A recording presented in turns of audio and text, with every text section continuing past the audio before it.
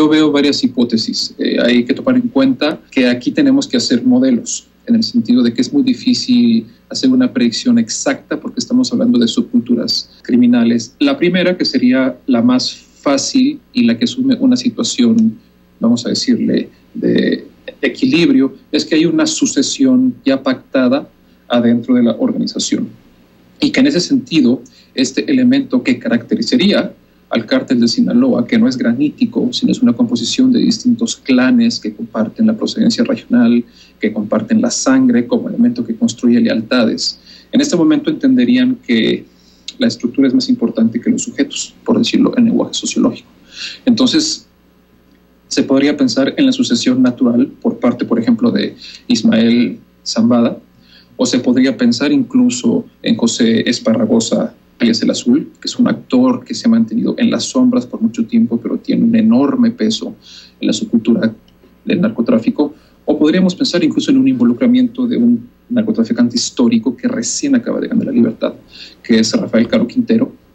Y detalle interesante, son los abogados del Azul los que le ayudan a salir en cierta forma de la cárcel. Entonces, el clan de los sinaloenses, digamos que en términos generales, puede generar una sucesión pactada. El segundo escenario es que los grupos armados que son leales a Joaquín Guzmán Loera, estoy pensando puntualmente en el grupo denominado Gente Nueva, que es el grupo armado que él funda, en alguna medida supusiera que aquí hubo una traición y que esa traición tiene que purgarse. Eso generaría una escisión, un tipo de fragmentación hacia adentro de esta organización, y eso sería definitivamente incendiar las plazas del norte. Eso sería gravísimo, volvería a traer al país a una situación muy similar a la que se experimentó con el sexenio del expresidente Calderón. En ese sentido, me parece que debemos también tomar en cuenta que los tres actores que yo acabo de mencionar, su tiempo de vida en el mundo del narcotráfico suma más de 50 años. Es decir, son los actores más viejos, son en este momento los más tradicionales, los más conservadores, y a pesar que la estructura en general de Sinaloa ha recibido algunos golpes muy importantes en los últimos meses, hay que recordar la muerte del Macho Prieto, que era el brazo derecho de Ismael Zambada, la muerte del M1, la detención del chino Antrax en Holanda particularmente, aunque esas estructuras pueden estar debilitadas, no se les puede descontar que juntas serían más fuertes quizá que este grupo denominado Gente Nueva. Y se había cuestionado por parte de analistas en temas de seguridad esta estrategia de dar estos golpes a las cabezas, sin embargo, y no tocar las estructuras. ¿Estaríamos viendo con esto la misma estrategia que fue cuestionada en los gobiernos anteriores,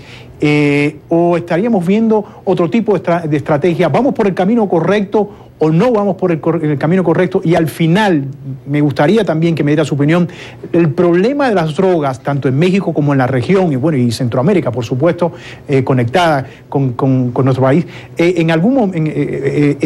Mira, en cuanto a la primera pregunta, a mí me parece que lo que ha cambiado es la clase política de turno, pero se mantienen las mismas estructuras. Y esas mismas estructuras siguen generando entregas pactadas. Hay una regla no escrita en el mundo del narcotráfico, y es que la entrega de un capo que se realiza sin ningún tiro de por medio, por lo general es una entrega pactada.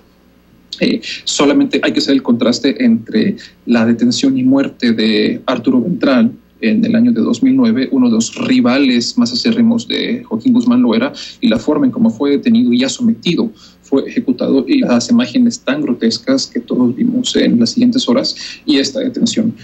¿Cómo te explicas tú que el narcotraficante más poderoso, el hombre más buscado, no solamente en México, sino en todo el continente, se le detenga sin un tiro de por medio, sin su círculo de seguridad que se decía que tenía más de 300 hombres a su disposición? No hace sentido. Es decir, o hay una traición y literalmente lo agarran, por así decirlo, con los pantalones abajo, o él ha negociado. Y en cierta forma la brecha generacional puede ser que le haya generado un recelo por parte de estos tres liderazgos que estoy mencionando. Tu segunda pregunta es, si vamos por el camino correcto, a mí me parece que no. Porque la materia faltante en el caso, no solo de México, sino en la gran mayoría de los países en la región, es no implementar instrumentos de inteligencia financiera que nos permitan perseguir el dinero.